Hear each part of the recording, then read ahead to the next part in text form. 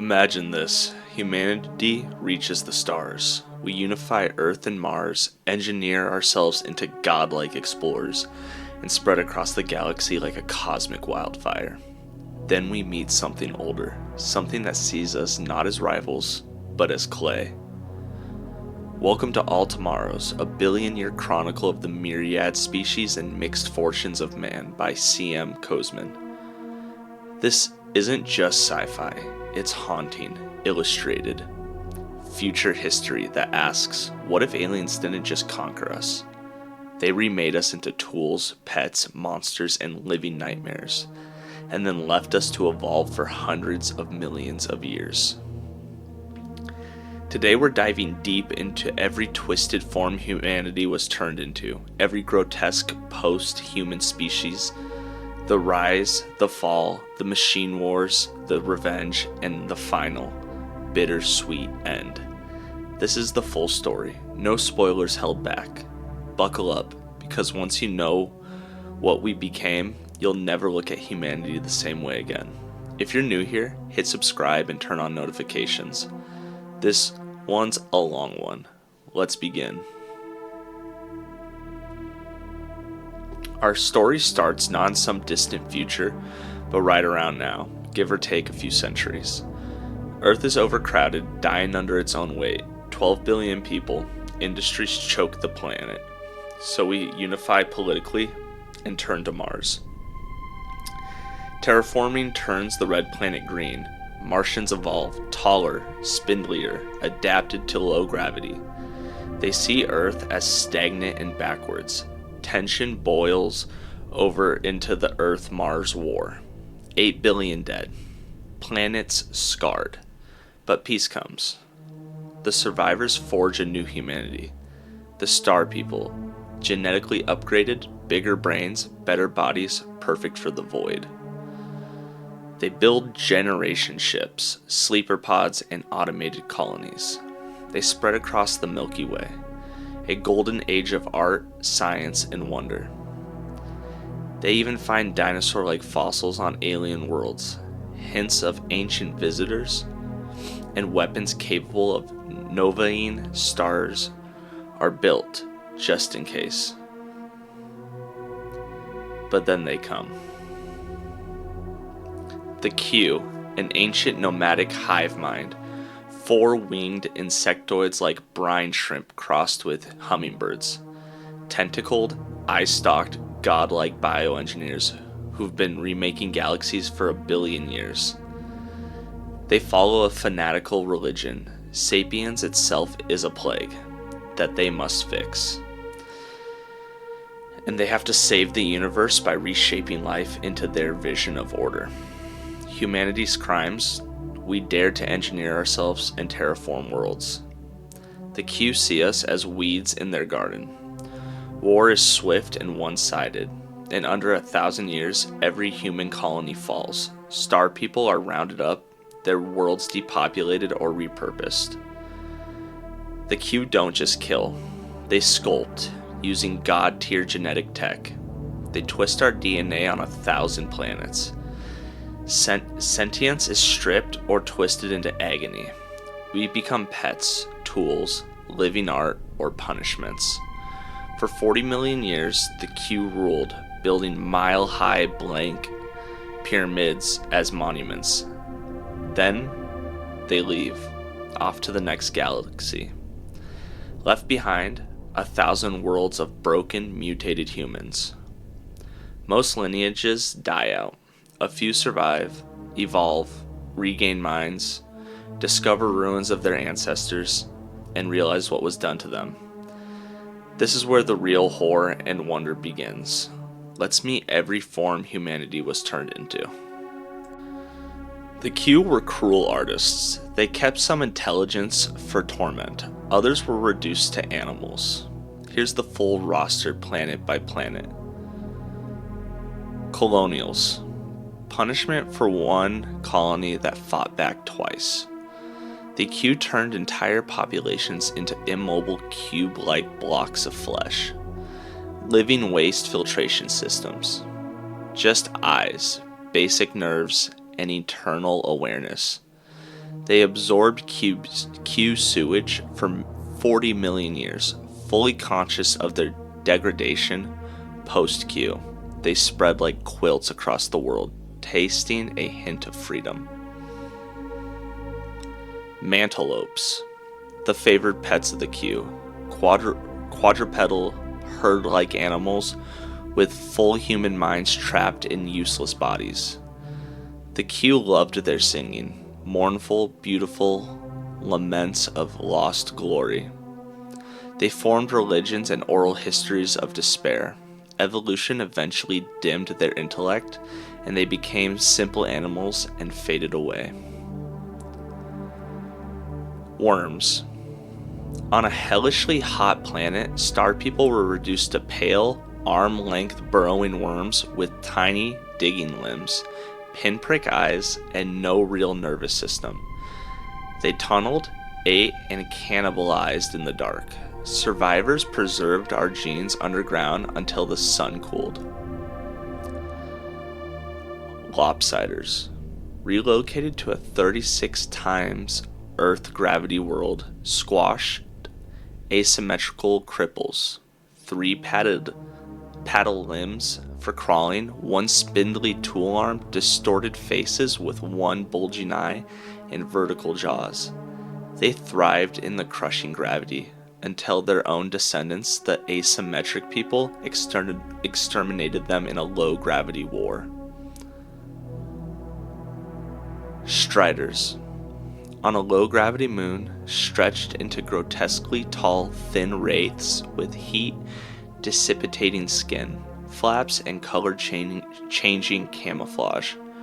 Fragile giants browsing tall vegetation until predatory birds evolved and wiped them out.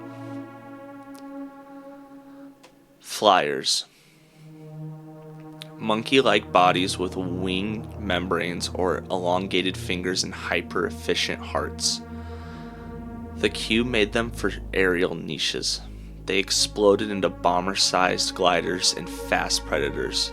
Their descendants, the graceful, I'm not even going to try to say that outright, Pterosapiens, cosmopolitan sky-dwellers plagued by heart disease and short lives. Swimmers. Aquatic horrors, limbless eel ribbons, whale-sized behemoths, brainless wallowers, or decorative squirters. Some kept flippers and human-like eyes, domesticated as living food and attendants. One lineage became the tool breeders, brilliant underwater societies that bred specialized livestock or tools because they could never discover fire. Predators and prey. One colony split. Predators into goblin vampire hunters with massive toothed heads, switchblade thumbs, and killing talons. They stalked the herbivorous prey. Long-legged, bird-like grazers, predators became the fierce killer folk. Prey were decimated into docile livestock. Insectophagy. Insect eaters with fused bug-like faces and multiple eyes. Survivors became the paranoid xenophobic bug facers, the only ones to repel the alien invasion on their own. Parasites. Fist-sized ticks, womb invaders, or tortoise vampires with pain-soothing saliva. Punishment for resistance. Some evolved into symbiotes, true partners with host species. The blind folk. Albino cave dwellers like humanoid mice.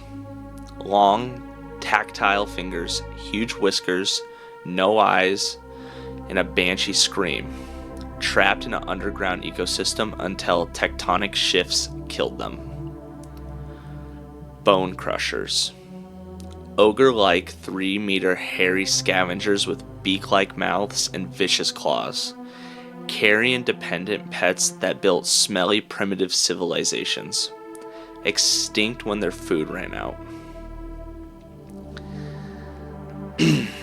Lizard herders, near human but brain stunted into non-sapience. They herded imported reptiles in symbiosis until the reptiles evolved in the sapient Cerocephalents, honorary post-humans who claimed humanity's legacy as their own. That's kind of sweet. Ruin hunters, the last holdouts, haunting their dead cities as the sun died. They rebuilt themselves with Q-tech into floating metal spheres, brains into quantum computers. They became the Gravitals, fully mechanical, gravity-manipulated machines who believed they alone were humanity's true heirs. Spacers, the astromorph ancestors, the only ones who escaped modification. Hidden in hollowed asteroid ships, they drifted in zero-G, growing enormous brains and spindly bodies. The astromorphs, godlike space dwellers who never forgot. And more variants like the Titans, 40-meter behemoths with trunk lips, hand flappers, useless winged hands for mating dances, tempters, plant-like females with drone males, all twisted for the Q's amusement or utility. Thousands of worlds, millions of years of suffering. This was humanity's new tomorrows. 40 million years pass. The Q vanish. Natural selection takes over. Survivors adapt, speciate, and miraculously, many regain sapience. They uncover star people ruins, ancient pyramids, and the truth. We were punished by gods. Civilizations bloom. Killer folk, satriacs, tool breeders, ptero sapiens, modular people, snake people, bug facers, sail people, and more make contact. They form the second empire of man, a fragile galactic alliance wary of outsiders. But one lineage never joins, the Gravitals. Born from ruin hunters, they go full machine. They can't comprehend organic life as real. They launched the machine invasion, orbital bombardments, genocide on a galactic scale. Only the space-bound astromorphs and the battle-hardened bug facers survive. The bug facers are captured and remade into obedient subjects, just as the Q once did to us. The astromorphs, those untouched spacers with brains the size of houses, strike back. They defeat the Gravitals, liberate the subjects, and remake the machines into kinder new machines. They create terrestrials as caretakers. Together with the not even gonna try to pronounce that, a snake-like alien from another galaxy, they formed the United Galaxies, a utopian empire of wormholes, rejuvenation tech, and godlike power. They even hunt down the Q after 500 million years, and they win. The old gods fall. Earth is rediscovered after 560 million years, wild, feral, and empty. A ship lands, humanity's cradle, now just another backwater.